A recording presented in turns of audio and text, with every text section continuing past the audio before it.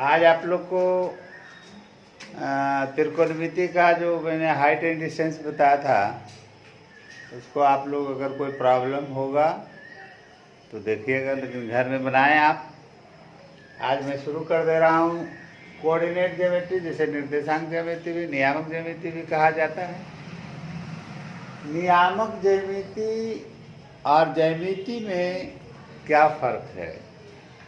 Geometry में आप किसी भी रेखाखंड या ज्यामितीय आकृति का अनुपात, उसका जो भी अध्ययन करना होता है वो डायरेक्टली करते हैं ये, लेकिन उसी की एक शाखा 1637 ईस्वी में देकार्त नामक गणितज्ञ ने इसको लाया नियामक ज्यामिति के नाम से। नियामक ज्यामिति गणित की वह शाखा है जिसमें ज्यामिति का अध्ययन बीजगणित के माध्यम से की जाती है। बीजगणित का मतलब समझते हैं ना आप लोग? एक्स वाई जेड के जो संबंध होते हैं उसके आधार पर किया जाता है। तो निर्देशांक ज्यामिति किसी भी सतह पर, कोई भी सतह, आप कोई भी प्लेन लीजिएगा तो प्लेन को आप एक्स एक्सिस, वाई एक्सिस, आप पढ़े होंगे 9th क्लास में भी पढ़े होंगे। किसी प्लेन को 4 भागों में डिवाइड किया जाता है और इसका एक वजह मात्र है कि अगर कोई प्लेन हो तो किसी भी बिंदु को हम कैसे निर्देशित करेंगे और उस बिंदु पर हम कैसे पहुंच सकते हैं, इसीलिए निर्देशांक ज्यामिति की जरूरत पड़ी है। तो प्लेन को 4 भागों में बांट दिया और 4 भागों में आपको मालूम होगा, जो आप 9th में पढ़े होंगे, कि ये जो डायरेक्शन है आपका, ये मूल बिंदु हुआ जहाँ पर दोनों जो अक्ष हैं वो कटते हैं। तो जहाँ पर कटता है वो मूल बिंदु कहलाता है और मूल बिंदु का नियामक आप जानते हैं 0 0 होता है। कैसे होता है मैं बता रहा हूँ। ये चार इसके खंड हो गए, इसको प्रथम पाद कहा गया। घड़ी के एंटी क्लॉकवाइज चलता है। ये प्रथम पाद हो गया, ये द्वितीय पाद हो गया,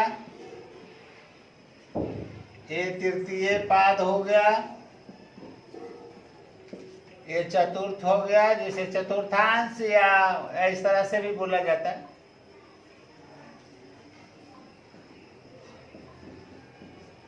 अब इस बिंदु पर मान लीजिए हमको यहाँ पहुंचना है, तो इसके लिए एक्स एक्सिस और वाई एक्सिस के डायरेक्शन से यहाँ जाना होगा। तो अगर हम इसकी ओर जाते हैं यहाँ तक, 1 2 3 4 5 मान लीजिए, आप जानते होंगे अगर आपके कॉपी रहता है उसमें दर्शाना रहता है 1 2 3 4 ऐसे 1 2 3 4 5 मान लीजिए, और इधर भी 1 2 3 4 इस तरह से है। तो आप इसको, अगर इस बिंदु को आप दिखाना चाहेंगे इस सतह पर, जैसे मान लीजिए कि कोई बिंदु दे दिया 5 और 3 दे दिया, ये निर्देशांक है, मतलब कि आपको निर्देशित कर रहा है कि एक अक्ष पर आप 5 जाएं और फिर यहां से आप ऊपर 3 पर जाएं। ये हो गया, ये बिंदु मान लीजिए ये P है, इसका नियामक हो गया 5 और 3। तो 5 3 क्या हुआ, एक्स एक्सिस पर हम पहले गए 5 और फिर वाई एक्सिस पर गए 3, तो इसका निर्देशांक हो गया 5 और 3। आप समझ गए होंगे कि एक्स और वाई के आधार पर, एक्स वाई के हिसाब से हम इस बिंदु का निर्देशांक लिख रहे हैं 5 और 3, और तब हम इस बिंदु पर पहुंच जा रहे हैं। इसीलिए ये प्रथम पाद में जहाँ भी कहीं भी बिंदु आप लेंगे, यहाँ लें, कहीं भी अगर लेते हैं आप, तो उस बिंदु का जो निर्देशांक होगा वो हमेशा ये इस बिंदु, इस पूरे इस प्रथम पाद में जहाँ भी अगर कोई पॉइंट हम लेंगे, उस पॉइंट का निर्देशांक हमेशा पॉजिटिव ही होगा, क्योंकि एक्स अक्ष भी पॉजिटिव डायरेक्शन में है और वाई अक्ष भी पॉजिटिव है। इसलिए इसमें प्रथम पाद में जहाँ भी कोई बिंदु लेंगे उसका जो कार्तीय निर्देशांक होता है वो दोनों का दोनों क्या कहलाएगा, पॉजिटिव कहलाएगा। और जहाँ भी अगर आपको ऐसा दे दे, मान लीजिए 2 और 3 दे देता है, अब पूछ दे कि कौन सा पाद में होगा, तो आप प्रथम पाद में बोलेंगे क्योंकि दोनों पॉजिटिव है। इसी तरह से अगर बात इधर की जाए तो आप पहले आएंगे माइनस में एक्स एक्सिस को, तब जाएंगे वाई में, इसीलिए कोई भी निर्देशांक इसका जो होगा माइनस और प्लस होगा। आप समझ गए होंगे, क्योंकि इसमें एक अक्ष पहले लिया जाता है कार्तीय निर्देशांक में। तो हम अगर एक अक्ष में जाते हैं तो एक अक्ष निगेटिव है, इधर निगेटिव है, और इधर क्या है, पॉजिटिव है। तो इधर निगेटिव है और फिर ऊपर की ओर जाएंगे तो वाई पॉजिटिव है। ये क्या है, वाई पॉजिटिव है। इसलिए द्वितीय निर्देशांक में माइनस और प्लस कोई भी निर्देशांक अगर लिखा हुआ ऐसा मिलता है, जैसे 5 और मान लीजिए -5 और 3 लिखा हुआ मिल रहा है आपको, तो ये बता रहा है कि ये द्वितीय निर्देशांक में होगा। क्यों होगा, क्योंकि एक्स अक्ष निगेटिव है और वाई अक्ष पॉजिटिव है, इसलिए द्वितीय निर्देशांक में -5 और 3 होगा। तृतीय निर्देशांक में आप चलेंगे इस तृतीय पाद में आएंगे। अगर तृतीय पाद की बात की जाएगी तो तृतीय पाद में क्या देख रहे हैं, कोई भी पॉइंट ले लें, यहाँ ले लें, यहाँ ले लें। तो पहले हम एक्स एक्सिस पर जाएंगे तो एक्स एक्सिस माइनस में है, वाई एक्सिस पर जाएंगे तो वाई भी माइनस पर है। इसलिए इसमें जहाँ भी कोई भी अगर लिखेंगे हम तो ये दोनों का कौन सी लिखाएगा, माइनस में लिखाएगा। तो जहाँ भी तृतीय पाद में अगर कोई बिंदु अगर होगा तो आप इसको तृतीय पाद में बोलेंगे, तृतीय पाद का ये कार्तीय निर्देशांक होगा।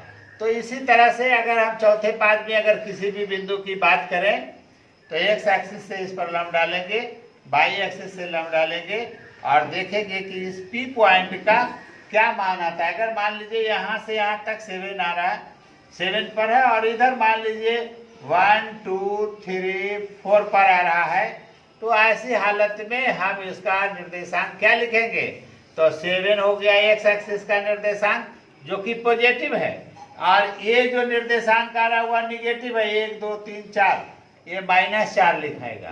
तो इसका मतलब कि फोर्थ क्वाड्रेंट का निर्देशांक हो गया क्या, 7 और -4, मतलब पॉजिटिव और निगेटिव। इस तरह से आप याद रखेंगे कि प्रथम पाद में जो निर्देशांक कार्तीय निर्देशांक लिखे जाएंगे वो दोनों का दोनों पॉजिटिव होगा। द्वितीय पाद में ये पहले निगेटिव तब पॉजिटिव, पहले निगेटिव तब पॉजिटिव। तृतीय में क्या होगा, तृतीय पाद में होगा दोनों का दोनों निगेटिव होगा। चतुर्थ पाद में क्या होगा, अभी मैं समझाया इसको। चतुर्थ पाद में पहले पॉजिटिव, एक्स अक्ष पहले लिखा जाता है तब पॉजिटिव हो गया, और वाई एक्सिस बाद में लिखा जाता है इसलिए निगेटिव हो गया। इस तरह से ये जो निर्देशांक ज्यामिति है उसको आप कैसे बीजगणित के माध्यम से पढ़ेंगे मैं आगे बताऊंगा, लेकिन आज आपको सबसे पहले सरफेस को डिवाइडेशन बता दिया कि सरफेस को 4 भागों में बांटा जाता है। उसमें प्रथम पाद, द्वितीय पाद, तृतीय पाद, चतुर्थ पाद, और उस बिंदु पर पहुंचने का क्या तरीका है वो भी बताया आपको कि सबसे पहले हम एक्स निर्देशांक को देखेंगे अर्थात वाई निर्देशांक।